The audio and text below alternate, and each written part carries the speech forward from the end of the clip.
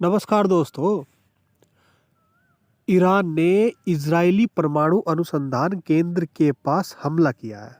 जब ऐसी ऐसी खबर आती है ना, तो रोंगटे खड़े कर देने वाली होती है। और ये बात सोचिए, ईरान ने इजराइल के एटॉमिक जो रिसर्च सेंटर है उसके पास हमला किया है। और उसी के तुरंत बाद ही वही ट्रम्प ने कहा है कि ईरानी बिजली संयंत्रों पर हमले करने की भी धमकी दे दी है। मैं आपको बताता हूँ पूरा मैटर क्या है। शनिवार की देर रात ईरान की मिसाइलों ने दक्षिणी इजराइल के दो समुदायों पर हमला किया, जिससे इमारतें डैमेज हो गई और इजराइल के मुख्य एटॉमिक रिसर्च सेंटर से कुछ ही दूरी पर हुए दोहरे हमले में दर्जनों लोग घायल हो गए।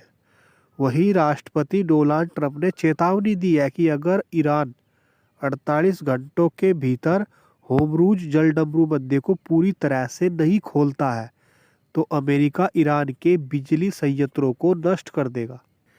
इस घटना से संकेत मिला है कि युद्ध अपने चौथे सप्ताह की शुरुआत में एक खतरनाक नई दिशा में आगे बढ़ रहा है। इससे बहुत बड़ा नुकसान होगा इस चीज से। अगर होमरूज जलडमरू बंदे नहीं खोला गया ना, और सबसे ज्यादा नुकसान इसको भारत को होगा। ठीक है, भारत कहाँ से तेल खरीदेगा भाई? गैस कहाँ से खरीदेगा? ये तो पहली बात तो ये है कि गैस पर इतनी बहुत ज़्यादा दिक्कतों का सामना करना पड़ रहा है। और तेल क्योंकि अब वो जमाना नहीं रहा कि हम बैलगाड़ी जोड़ करके अपना सामान कर लेंगे, घूम लेंगे, चले जाएंगे, अपना काम पूरा कर लेंगे। वो जमाना नहीं रहा। अब आदत हो चुकी है इलेक्ट्रॉनिक्स की, तेल की। इंजन बिना तेल के तो नहीं चल पाएगा भाई काम। अर्थव्यवस्था पर बहुत बुरा प्रभाव पड़ेगा इस चीज़ का।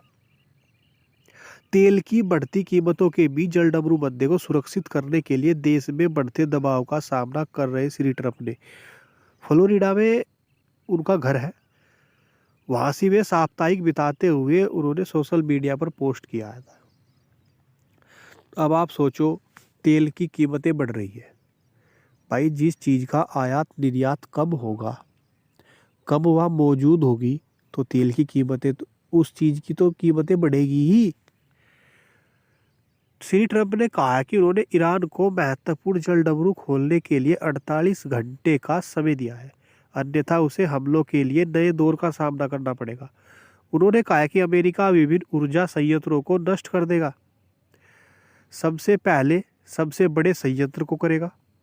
ईरान के सरकारी मीडिया और अर्ध सरकारी आउटलेट्स द्वारा जारी एक बयान के अनुसार ईरान ने रविवार तड़के चेतावनी दी है कि उसकी ऊर्जा सुविधाओं पर किसी भी हमले से क्षेत्र में अमेरिकी और इजरायली ऊर्जा और बुनियादी ढांचा संपत्तियों पर हमले होंगे। यह बयान एक ईरानी सैन्य प्रवक्ता के हवाले से जारी किया गया है। फारस की खाड़ी को दुनिया के बाकी महासागरों से जोड़ने वाला होमरूज जलडमरू बंदे विश्व में तेल के प्रवाह का एक महत्वपूर्ण मार्ग है। वाणिज्य जहाज़ों पर हमलों और आगे भी हमलों की धमकियों के कारण लगभग सभी टैंकर इस मार्ग से तेल और गैस और अन्य सामान ले जाने में असमर्थ हो गए हैं। इसके चलते दुनिया के कुछ सबसे बड़े तेल उत्पादकों को भी उत्पादन में कटौती करनी पड़ी है, क्योंकि उनके कच्चे तेल को भेजने के लिए कोई जगह नहीं बची। इजराइल ने ईरान के ये हमले तेहरान के मुख्य परमाणु संवर्धन स्थल तंजान पर दिन में पहले हुए हमले के बाद हुए हैं।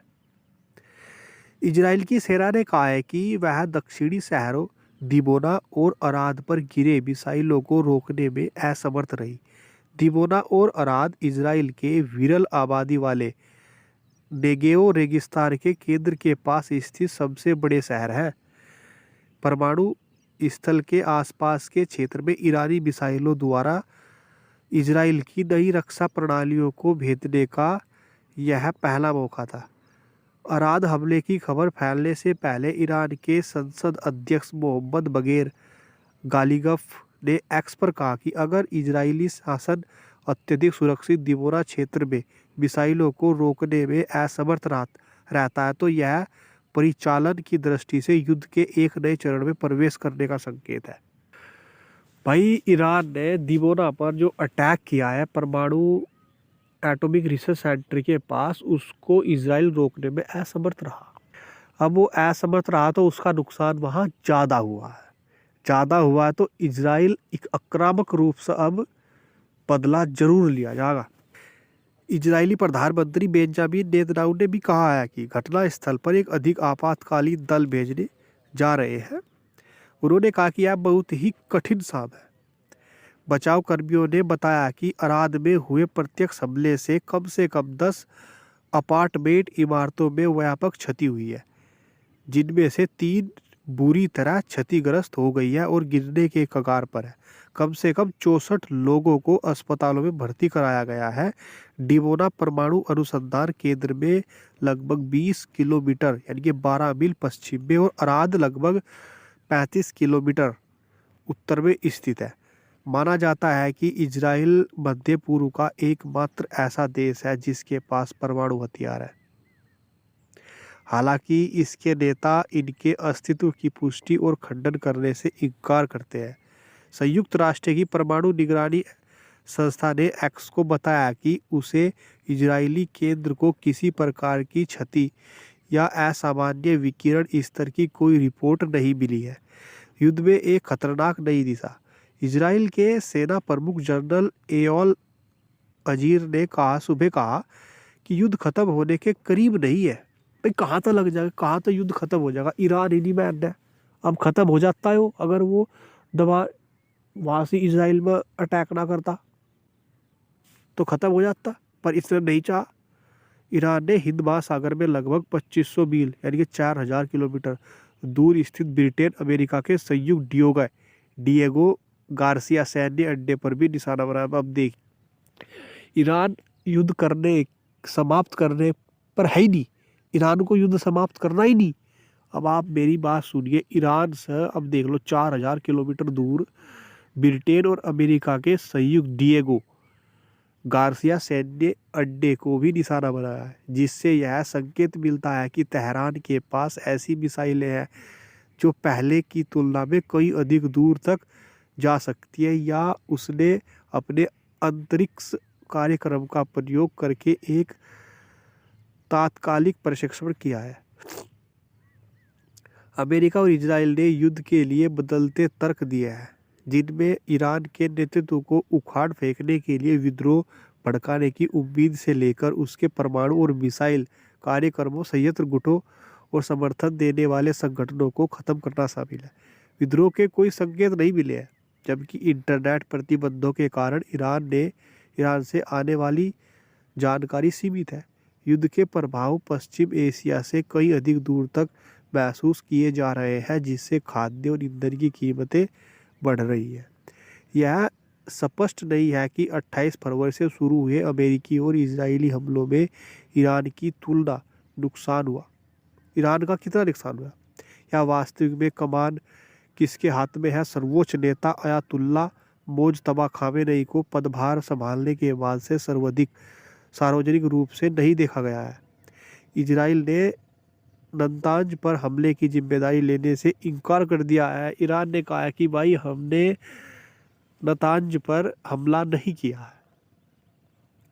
इससे पहले शनिवार को 21 मार्च को इजराइल ने तेहरान से लगभग 220 किलोमीटर दक्षिण पूर्व में स्थित नतांज परमाणु संयंत्र पर हुए हमले की जिम्मेदारी से इनकार किया था। ईरानी न्यायपालिका की आधारित समाचार एजेंसी बिजान ने कहा है कि कोई रिसाव ही नहीं हुआ था। अंतर्राष्ट्रीय परमाणु ऊर्जा एजेंसी ने कहा है कि ईरान के अनुमानित 970 पाउंड यानी कि 440 किलोग्राम समृद्ध यूरेनियम और अधिकांश हिस्सा कहीं है और असफरान